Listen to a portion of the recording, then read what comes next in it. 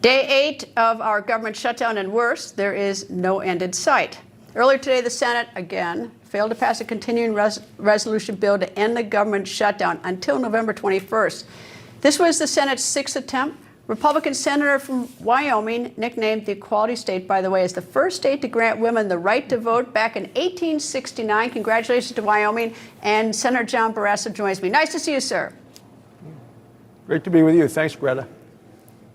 Senator, you need 4 Democrats in order to get this over the goal line, and that's 4. You've been needing 4 for several days. Have you gotten at least one of the 4, or is anyone sort of breaking or budging?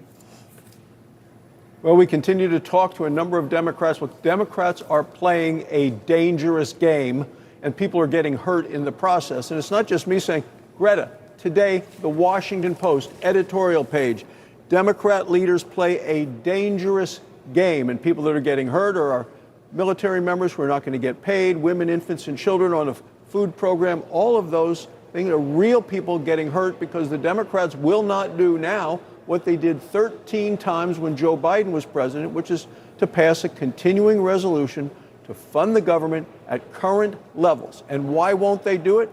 Because President Trump is in the White House. They can't stand him, and they have to show their terrorist base of their party that they're fighting him. So Chuck Schumer has essentially set up a war room. This shutdown has been months in the making. His war room, he turned over to the most liberal wing of the party, and they said, you got to shut it down, Chuck, because otherwise you're going to be out as leader. We're going to make sure you get primaried in New York by AOC. And we looked at the politics in New York. You can see they've nominated a Marxist socialist for mayor. That's the direction of their party.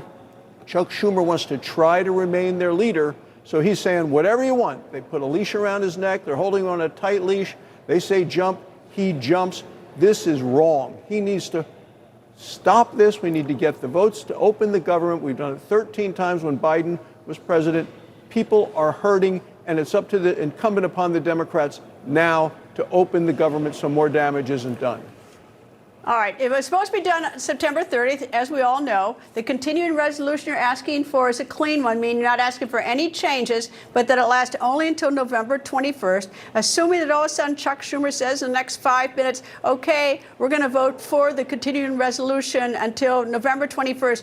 Can you guarantee for me that on the 21st, we're not going to shut down again because Republicans and Democrats haven't finished their work that was due September 30th?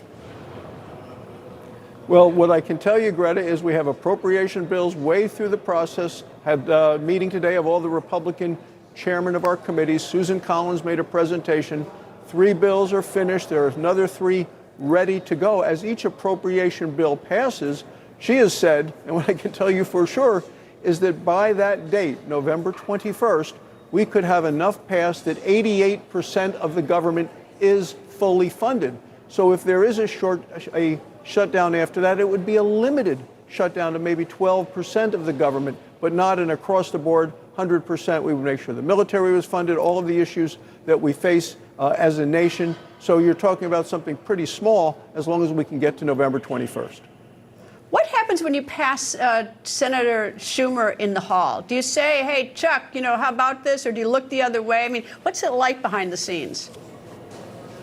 Well, if you've seen any pictures of him, he kind of has his head down, looking at the floor, doesn't look up very much.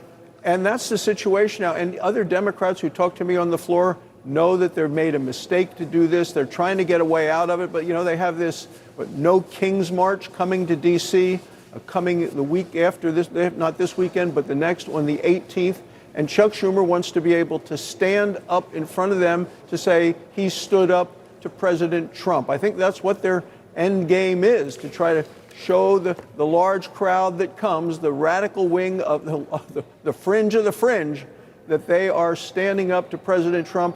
But in the results, people are getting hurt. I mean, can you imagine a young mother at the grocery store filling her cart, and I can imagine this happening in my home state of Wyoming, goes to the cashier and uses the card, her WIC card, women, infants, and children, and they say, well, we're sorry, there's no money on this. And what's that young mother supposed to do?